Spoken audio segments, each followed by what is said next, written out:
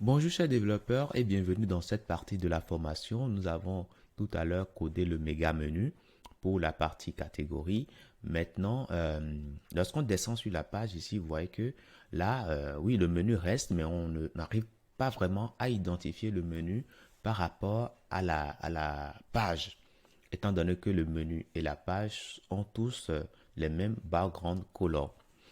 Donc, ce serait bien d'ajouter une petite, voilà, une petite bordure, peut-être de l'ombre autour de notre nave. Donc ça, nous pouvons le faire. Nous pouvons aller dans Utile et nous allons chercher, on fait CTRL F, Boss. Et là, Boss, on l'avait défini pour pouvoir ajouter de l'ombre. Mais on ne va pas l'utiliser tel quel. On va mettre ici, bon, si vous voulez, on peut dupliquer, hein, mais non, non, c'est pas important. CTRL Z. On va simplement prendre ici tout simplement le code et on ira le mettre pour le nav, tout simplement. Donc ici pour le nav, on le met et si nous revenons ici, vous voyez qu'on a de l'ombre autour. Voilà. Mais quand on vient en haut ici, quand on regarde bien, c'est comme s'il y a de l'ombre qui entoure aussi, hein, en haut. Ça, nous ne voulons pas de ça. Donc du coup, nous allons ajouter ici -8 pixels. Donc là, oui, on ne voit plus la marge en haut, on ne voit plus ça lorsqu'on défile. Et là, on est au top, au niveau du top 0, vous voyez qu'on a bien l'ombre. Et quand on vient sur les éléments, on voit bien ce qu'on est censé voir. Donc là, c'est bon aussi. Maintenant, on aura besoin également d'un méga menu pour l'élément product. Donc ça, je vais réduire le méga subnav, je réduis ça. On aura besoin de ça pour product également. Donc, il faudra simplement prendre ça et le mettre pour product. Voilà. Sachant que en le mettant pour product, il faudra penser absolument à rendre product relative. OK? Relative. Tout simplement pour que le contenu puisse être positionné par rapport à cet élément-là. Une fois que c'est fait, ben, on peut changer l'image ici. Hein, pourquoi pas, mettons 1 par exemple. Donc si je reviens là, on a catégorie. Je viens sur produit. Vous voyez, on a voilà, l'affichage de produit. OK? Donc ça, c'est bon. Maintenant, oui, l'idéal, hein, c'est d'ajouter un peu de largeur hein, ici, hein, pour qu'on puisse, voilà, pour que le test ne soit pas écrit comme ça sur le visage de la fille, ok? Donc ça, vous pouvez le faire, hein, on peut l'ajuster.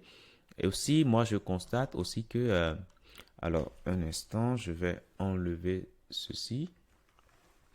Je constate aussi que ici, si on vient là, on a un peu plus de marge, ok? Un peu plus de marge par rapport à nos éléments A. Donc ça aussi, nous pouvons l'ajuster rapidement. Donc je reviens alors ici, au niveau de nav CSS ici, nous avons les éléments A ici et nous avons fixé les padding top et left. Donc ici, si nous pouvons définir plutôt, allez, mettons 20 pixels en haut et en bas. Là, normalement, bon, c'est beaucoup plus étiré que tout à l'heure. Hein. On peut mettre 25. 25, ce sera encore plus étiré. Alors, attention, attention, c'est pas ici. CTRL Z, CTRL Z. Voilà, c'est pas ici. C'est plutôt au niveau du sub-menu. Hein, ok? Voilà, au niveau du sub-menu. Pardon, méga menu plutôt. Excusez-moi. Méga menu. On mettra 15 pixels en haut et en bas. Donc, si je fais ça maintenant, je viens là. Vous voyez que voilà, il y a énormément de padding. À gauche et à droite, on maintiendra 10 pixels. Ou même rien du tout. Hein. Donc là, je trouve que c'est beaucoup mieux comme ça. Hein. Voilà.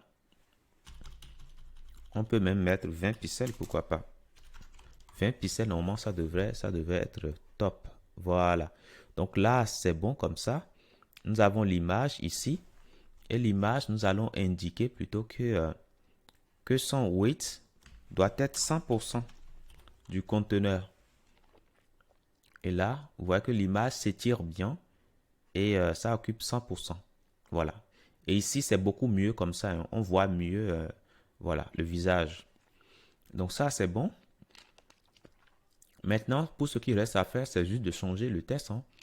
Juste de chercher le test. Et c'est ce que je vais faire en hors ligne tout à l'heure. Je vous invite également à mettre de petites pauses et à simplement changer le test que vous avez à l'intérieur. Mais pour finir, nous voyons que tout est en majuscule. C'est parce que chez moi, c'est écrit en majuscule, mais si c'est le cas, il faut penser également à le mettre ici, hein.